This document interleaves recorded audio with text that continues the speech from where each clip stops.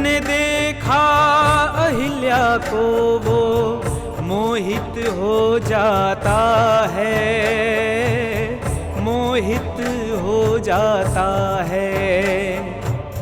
वरुण चंद्रमा के संग मिलके घृणित योजना रचाता है, एक घृणित योजना रचाता है।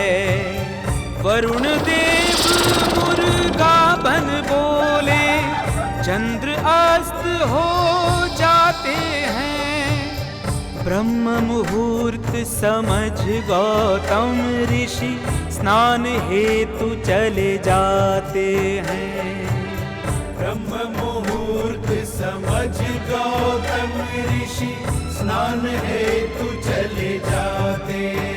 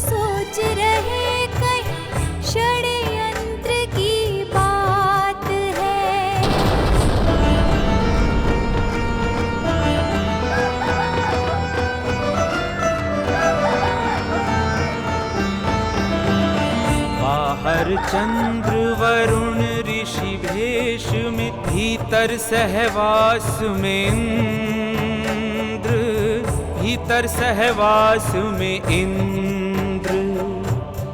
उसी बीच ऋषि लौट आए, देखा कुटिया पे वरुण चंद्र, कुटिया पे वरुण चंद्र। गौतम ऋषि को आभास हो गया, कुछ है षड्यंत्र देवों का। क्यों ऋषि भेष में चंद्र वरुण है, छल दिखता देवों का, छल दिखता देवों का, छल दिखता देवों का।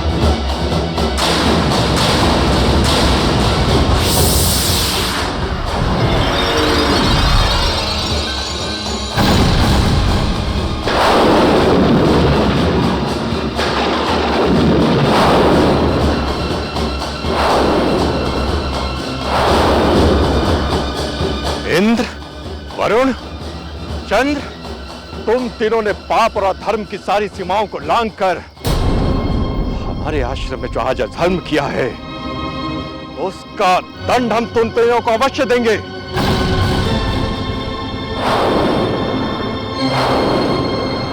देवराज इंद्र, जा, मैं तुझे श्राप देता हूं कि तू सहस्त्र योनियों में भटकता फिरेगा, तू सहस्त्र योनियों में भटकता फिरेगा, तू सहस्त्र योनियों में भटकता फिरेगा। जल के देवता वरुण, आज तक तो जल शुद्ध हुआ करता था, किंतु आज के बाद जल कभी शुद्ध नहीं रहेगा, किंतु आज के बाद जल कभी शुद्ध नहीं रहेगा। जल से वस्तुओं को पवित्र करने के लिए अभीष्ट मंत्रों का उच्चारण करना पड़ेगा।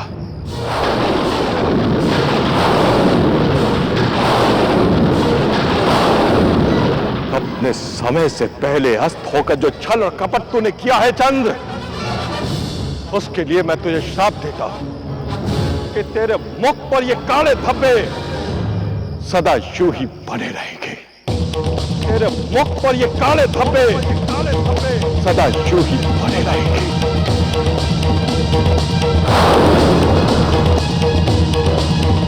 आओ, इस आश्रम की परिधि से बाहर निकल जाओ।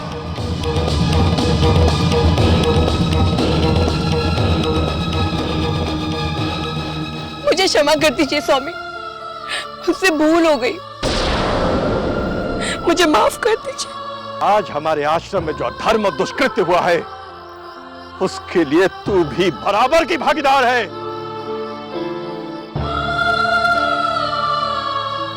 क्या मैं तुझे श्राप देता हूं कि तू सदा के लिए पत्थर की शिला बन यहीं पड़ी रहेगी। तू सदा के लिए पत्थर की शिला बन यहीं पड़ी रहेगी।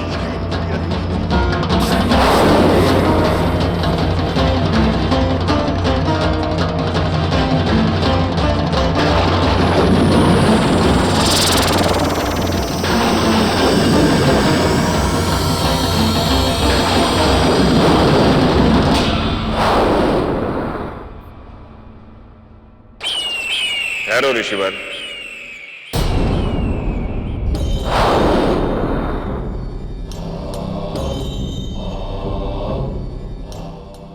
शनिदेव, आप यहां? इंद्रदेव, वरुण देव, चंद्रदेव को आपने उनके छल कपट का दंड तो दे दिया, किंतु देवी अहल्या ने ऐसा कौन सा पाप किया था जो आपने उन्हें भी दंड दे दिया? शनिदेव, एक ब्याहता स्त्री पर पुरुष के संपर्क को पहचान न सके, स्वयं अपने पति के स्पर्श का उसे भाग तक न हो, तो क्या यह अधर्म नहीं है शनिदेव? आप ठीक कह रहे हैं ऋषिवर, किंतु इसमें अहल्या का दोष नहीं है, आपके प्रेम का दोष है। क्योंकि अहल्या के मन मंदिर में, आत्मा में और भावना में आपका प्रेम बसता था।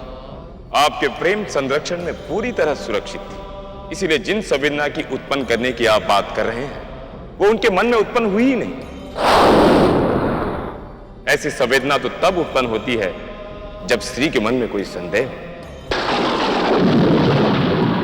ऋषिवर, इंद्रदेव ने अहल्या के साथ छल किया क्योंकि उनके आत्मा में आप बसे थे। अहल्या ने समर्पण किया क्योंकि इंद्रदेव उनके सामने नहीं खड़े थे, आप खड़े थे।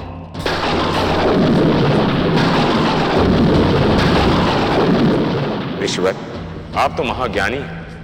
आपके दृष्टि में तो आत्मा ही श्रेष्ठ है, शरीर तो मिथ्या है। वे अहिल्या के शरीर के साथ जो छल हुआ है, उसके कारण आपने अहिल्या को इतना बड़ा श्राप क्यों दे दिया?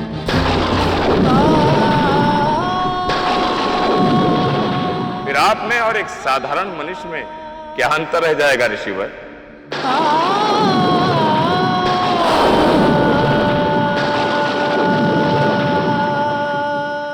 क्रोध और आवेश में आकर मुझसे बहुत बड़ा अधर्म हो गया शनिदेव। मैंने अपनी निर्दोष पत्नी सती अहिल्या को सदा के लिए शिला बना दी। ऋषिवर, अब देवी अहिल्या को मुक्ति आप ही दे सकते हैं।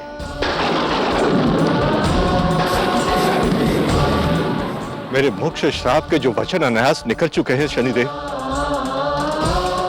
उसे तो मैं वापस नहीं ले सकता। हाँ, उसकी कठोरता कम अवश्य कर सकता हूं। त्रेता युग में जब भगवान श्री राम इस मार्ग से निकलेंगे, तो उनकी चरण धूलि से सती अहिल्या की मुक्ति हो जाएगी।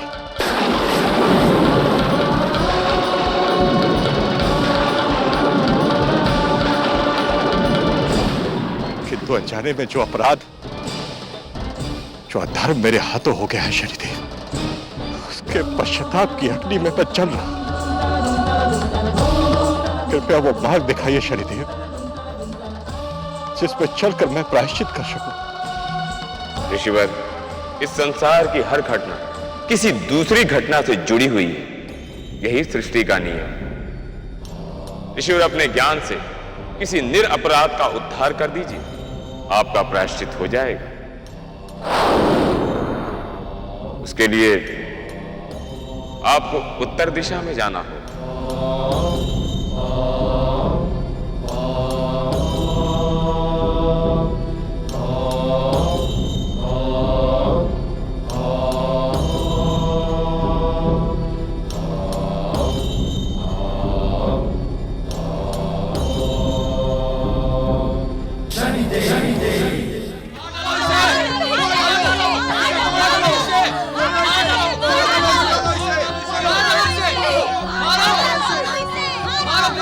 देखो जयबाला, तुम हमारे गुरु की आश्रम में सेविका हो, और जब हम तीनों वहां पढ़ते थे तब तुमने हमारी भी बहुत सेवा की थी, इसलिए अंतिम अवसर दे रहा हूं। बताओ बताओ, तुम्हारे गर्भ में पल रहा ये पाप किसका है?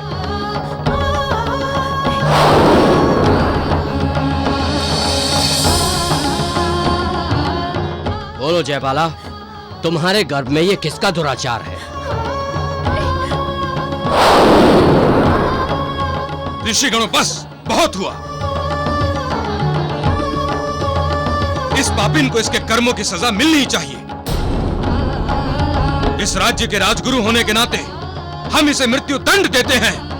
मार डालो इसे, मारो।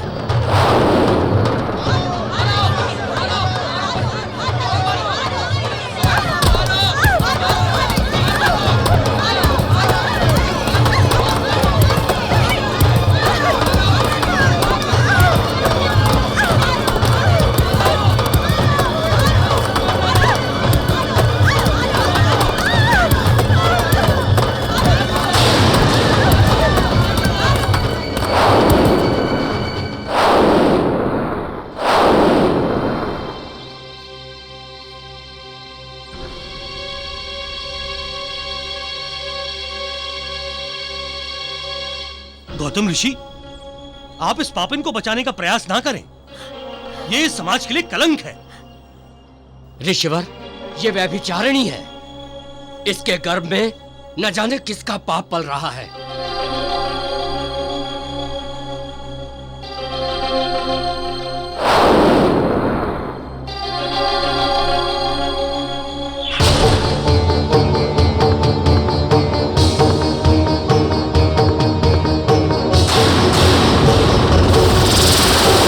अपने ज्ञान से किसी निरपराध का उद्धार कर दीजिए, आपका प्रायश्चित हो जाएगा।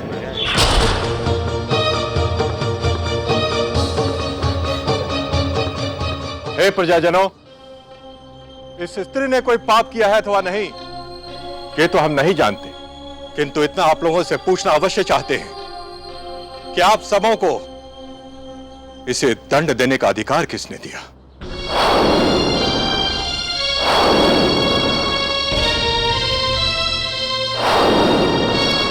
क्या ऐसा कोई प्रमाण है कि इस निसहाय नारी ने सचमुच कोई पाप किया है? किंतु आप लोग यहां एकत्र होकर जो सामूहिक रूप से अपराध करने जा रहे हैं, उसे न केवल हम देख रहे हैं, बल्कि न्याय के देवता शनिदेव भी देख रहे हैं।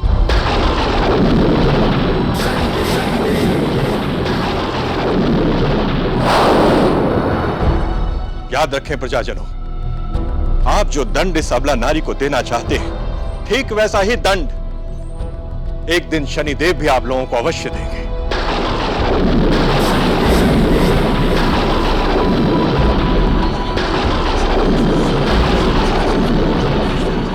यदि फिर भी आप में से किसी में भी शनिदेव के इस भयंकर दंड को भोगने का दुस्साहस हो, तो उठाइए पत्थर और मारिए इसे।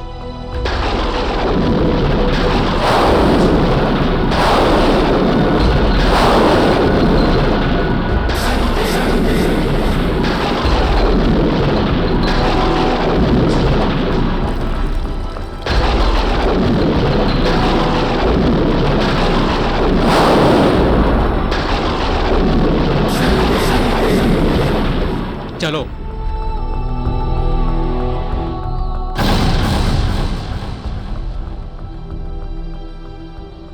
गौतम ऋषि, ये आपने ठीक नहीं किया।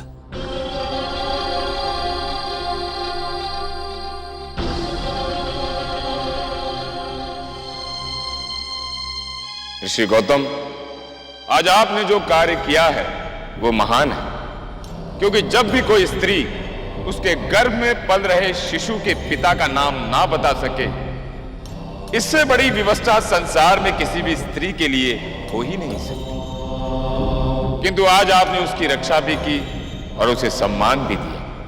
आपका यही गुण इस संसार में आपको सर्वश्रेष्ठ बनाता है।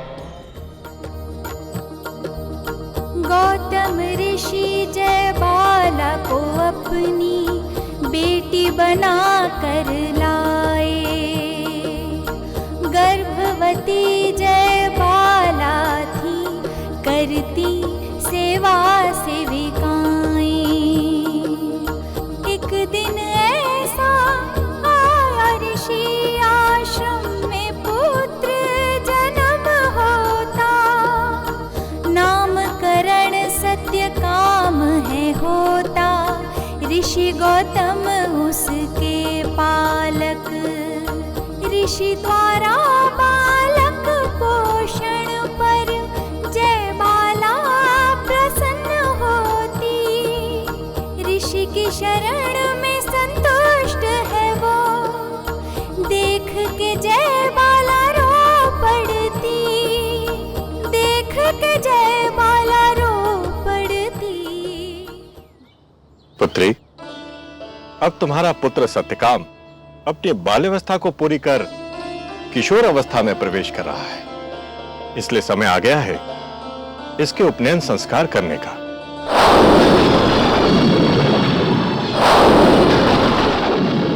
उपनयन संस्कार? परंतु गुरुदेव, ये कैसे संभव है? हम जानते हैं पुत्री, उपनयन संस्कार केवल पिता के गोत्र से ही संभव है। यही दुविधा है ना तुम्हारी? किंतु जयबाला, हम न तो तुमसे सत्यकाम के पिता का नाम पूछेंगे और न ही इसका पैतृक गोत्र।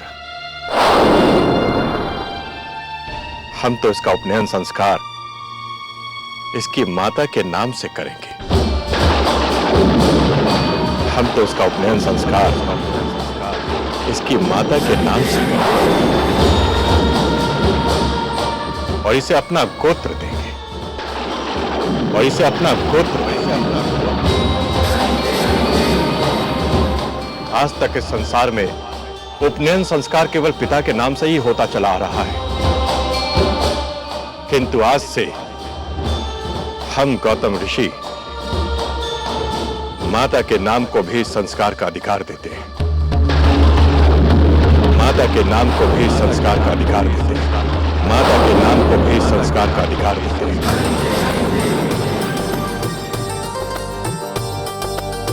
सत्यकाम का होता है देखो उपनयन संस्कार। सत्यकाम का होता है देखो उपनयन संस्कार। प्रश्न एक ऋषि के मन उपजा, बिन गोत्रों कैसे संस्कार। बिन गोत्रों कैसे संस्कार। ऋषि गौतम, आज आपने संसार में स्त्री को एक नई पहचान दी। आपने इस संसार की हर मां को अपनी संतान पर अपना पूर्ण अधिकार दे दिया है। अब संतान को माता के नाम से भी जाना जाएगा। हे शनिदेव, आज आप ही के कारण और गौतम ऋषि की महानता के कारण ही हमारे पुत्र को सम्मानित जीवन प्राप्त हुआ है। किंतु शनिदेव, हमारे जीवन में हमारे साथ कुछ भी हुआ हो, इस सब के बारे में हम कुछ नहीं जानते। कोई कुछ नहीं जानता कि वो छल हमारे साथ किसने किया।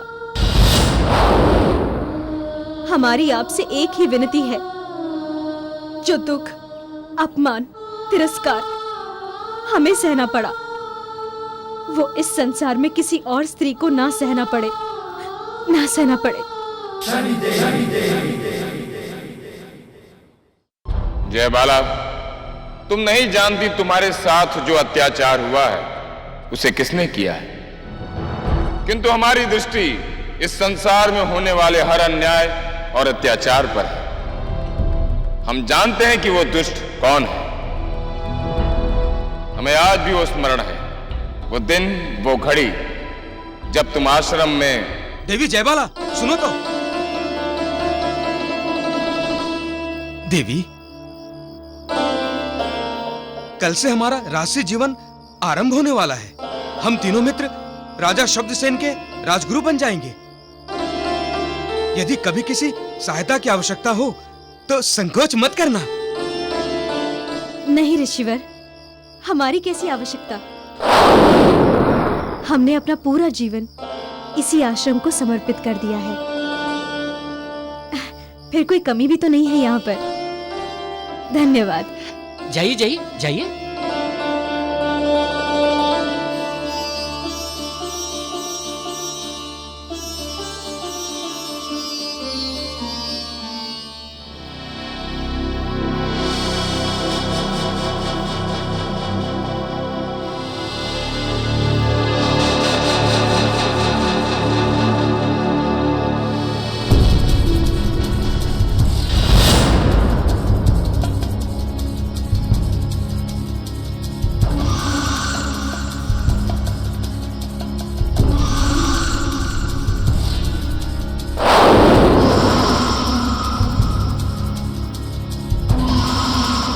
हमने दूध में सबसे असरदार मूर्छा की औषधि मिलाई है।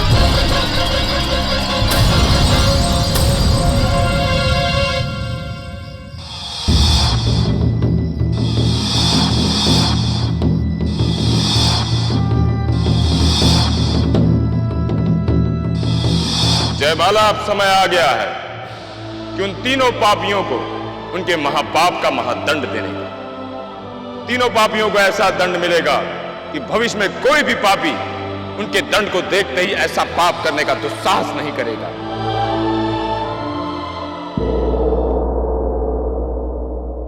महाराज की जय हो। महाराज, लोक कथा सुनाने वालों की मंडली आई है और उनका मुखिया आपसे मिलना चाहता है। महाराज, बुलाओ उन्हें। जो आज्ञा महाराज।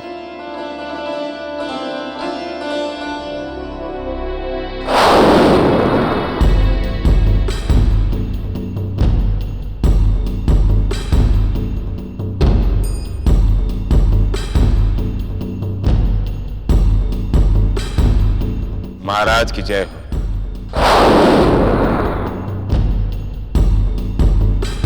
बताइए, हम आपकी क्या सेवा कर सकते हैं?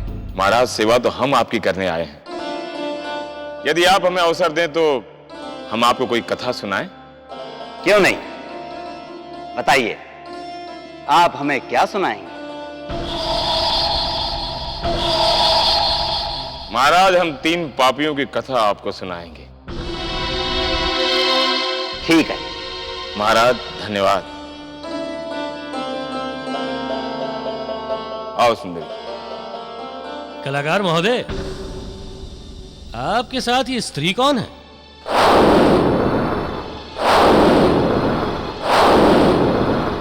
आपने इनका परिचय ही नहीं दिया। इस स्त्री के कारण ही तुम तीनों अपना अपराध सारे संसार के सामने स्वीकार करोगे। ऋषिगण, ये हमारी शिष्या है, अति सुंदर नृत्य करती है। फिर तो तीन पापियों की कथा सुनने में बहुत ही आनंद आएगा। आएगा, ऐसा आनंद आएगा कि आप लोग इस जन्म में भूल भी नहीं पाएंगे।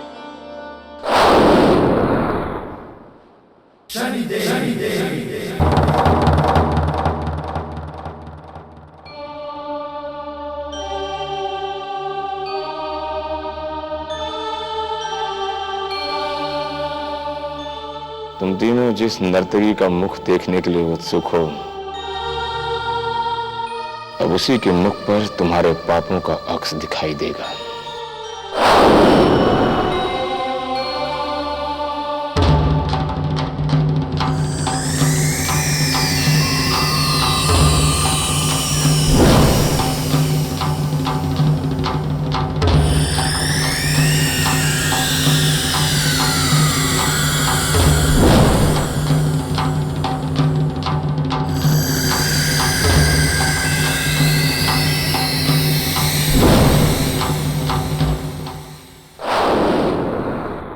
कलाकार महोदय, कथा आरंभ कीजिए।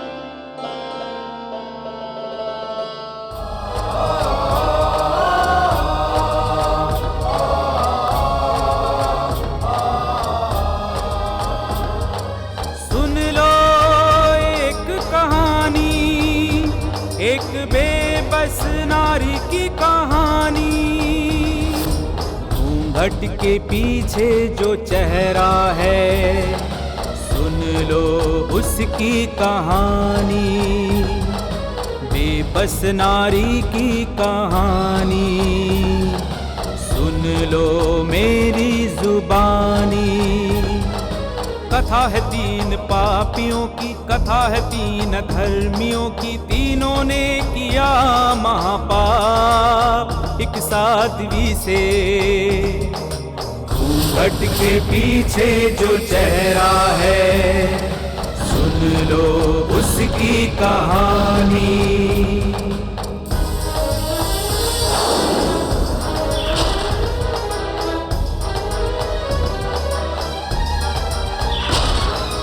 एक सुंदर सी कोमल सी साध्वी, उस पे तीन दुष्ट ऋषि टूट पड़े।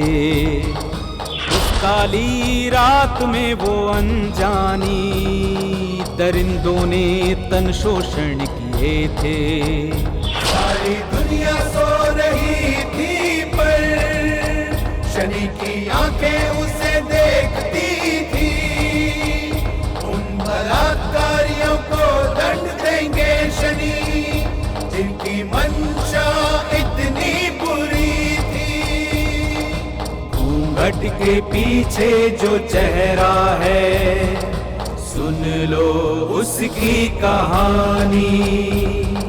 साध्वी बेचारी कहे किससे, किसने उसका सतीत्व लूटा था। ना पहचाने ना जाने उसको, जिसने ये कुकर्म किया था।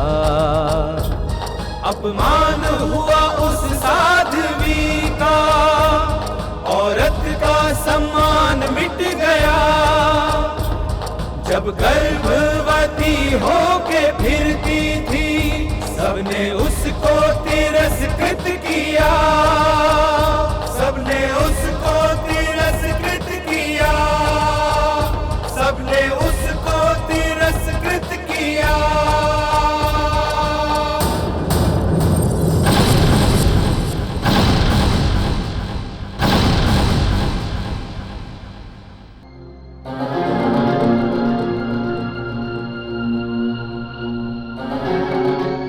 समझ नहीं आ रहा है कि ये लोक कलाकार है कौन, और ये जयबाला इनके साथ यहाँ क्यों आई है। कहीं ऐसा तो नहीं कि उन्हें हमारे भेद का पता चल गया हो। यदि ऐसा हुआ तो हम तीनों का अंत समीप है। सही कहा आपने। शास्त्रों में लिखा है कि कोई भी पाप कितना भी छिपकर किया जाए, एक दिन सबको पता चल ही जाता है।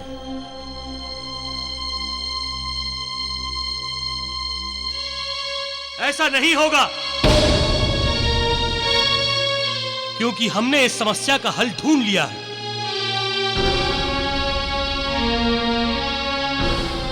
अब ना मुद्दा रहेगा और ना ही मुद्दाई।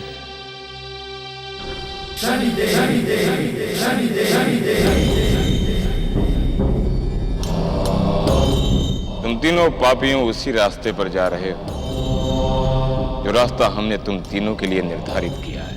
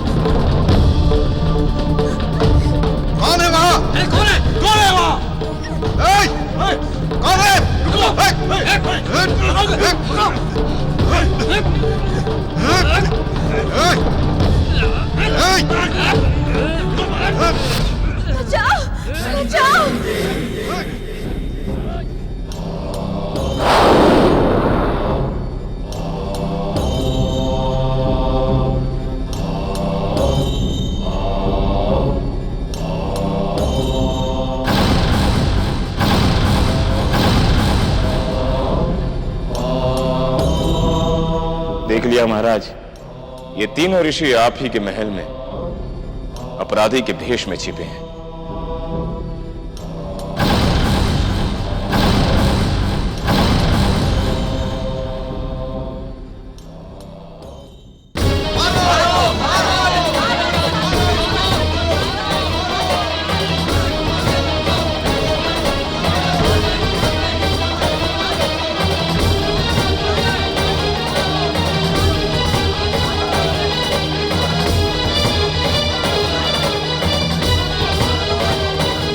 गौतम ऋषि का आश्रम, वही हमारी जान बच सकती है।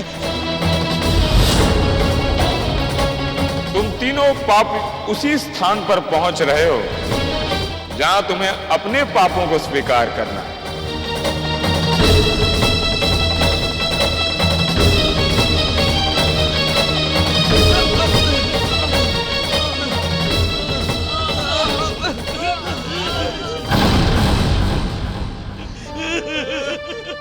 देवी जयमाला, हमें क्षमा कर दीजिए, हमें क्षमा कर दीजिए।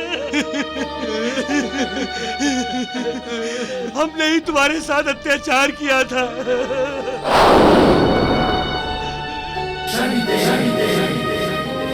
हाँ देवी, आज तक तुम्हारे साथ जो भी हुआ है हमने ही किया है, हमें माफ कर दो देवी।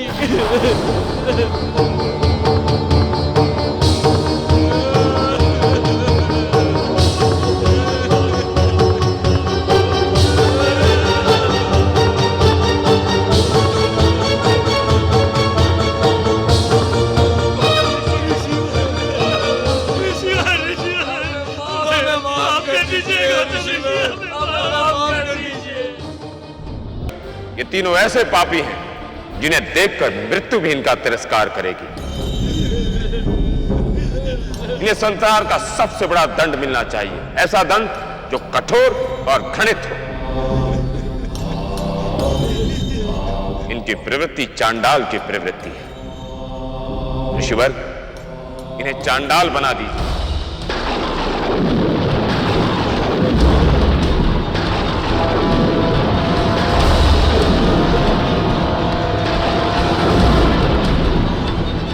हम गौतम ऋषि अपने संचित तपोबल से इन तीनों पापियों को इसी क्षण चांडाल बन जाने का श्राप देते हैं। ओम फट!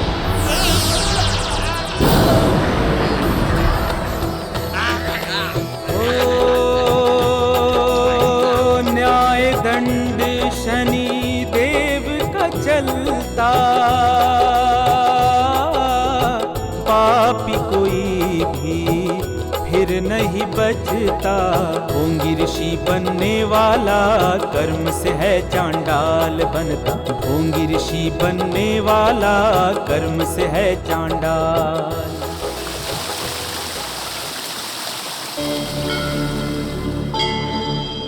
ऋषि गौतम, आपके कारण एक स्त्री को सम्मान मिला, एक पुत्र को सांस्कृतिक जीवन और एक दुष्ट को दंड। आपने हमारे न्याय चक्र को पूरा करने में बहुत सहयोग किया है। अब समय आ गया है कि आपकी पत्नी का उद्धार। हम देख रहे हैं श्रीहरि राम अवतार वहां पहुंच रहे हैं जहां अहिल्या पाषाण बनी हुई है।